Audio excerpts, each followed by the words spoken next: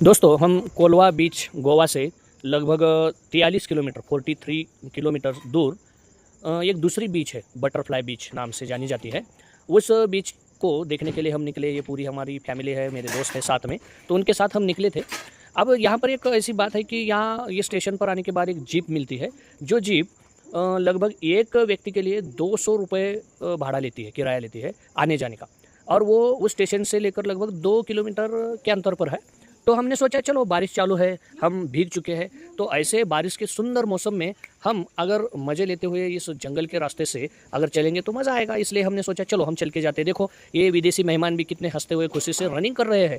मतलब ये अब मुझे लगता है वो बटरफ्लाई बीच को जाकर वापस आएंगे। हाँ, और जो जिस जीप की बात कर रहे थे वो देखो ये जीप है, जिसे 200 रुपये किराया लिया जाता है और यहाँ से लोग आना जाना करते हैं। तो ये बहुत नाजुक लोगों का काम है जो घूमने का दिखावा करते हैं।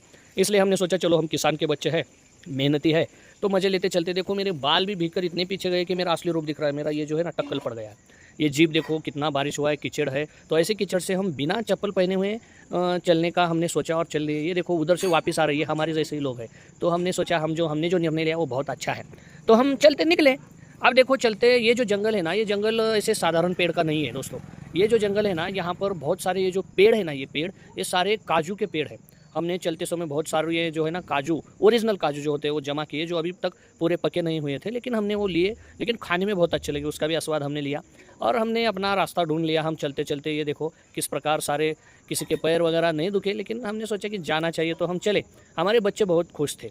इसमें एक बहुत छोटा बच्चा है, वो भी बहुत खुश था, उसे भी कोई परेशानी नहीं हुई। ये देखो चलते हुए आए। अब वहाँ बटरफ्लाई बीच के लगभग 200 या 100 मीटर के अंतर पर एक छोटा सा, ये देखो ये ऐसा कैंटीन का एरिया है। वहाँ पर बहुत सारे वस्तुएं बेचने को। ये देखो ये विदेशी मेहमान फिर से वापस आए वहाँ टच करके। तो यहाँ पर एक ऐसा माहौल है कि वहाँ चाय वगैरह नाश्ते के लिए कुछ मिलता है, लेकिन बहुत महंगा है दोस्तों, इसलिए खाने के लिए अपने साथ ही लेकर जाइए। अब वहाँ से जब हम आगे निकले तो अब ये जो छोटा सा, ये जो जंगल है ना, बहुत बड़ा है, छोटा सा नहीं, लेकिन इस बड़े जंगल में अब वहाँ बटरफ्लाई बीच को पहुँचने के लिए छोटा सा रास्ता है। मतलब ये क्या, 2 ही आदमी इस रास्ते से आगे आगे चल सकते हैं। और उसमें पत्थर वगैरह बहुत सारे हैं, बहुत ऐसा घना जंगल है। और बारिश चालू थी तो सारा भीगा हुआ है, तो किसी का पैर वगैरह फिसल गया तो उसकी कोई खैर नहीं है। ये हमने देखा, देखो कितने बड़े पत्थर है। और ऐसे हम चलते चलते मज़े लेते हुए, ये देखो हमारे सर वगैरह आगे बढ़ रहे हैं। ये देखो सामने दिख रही है ना, वो बटरफ्लाई बीच है। आखिरकार हम इस बटरफ्लाई बीच पर पहुंच ही गए। अब इस बटरफ्लाई बीच के ऊपर पहुंचने के बाद हाय हाय हाय तौबा, कितना आनंद और इतनी सुंदर ये बीच है, बाप रे बाप। ये बटरफ्लाई जैसी दिखती है ऊपर से अगर देखेंगे तो। बारिश चालू होने की वजह से यहाँ ज़्यादा लोग नहीं दिख रहे, लेकिन हम गए।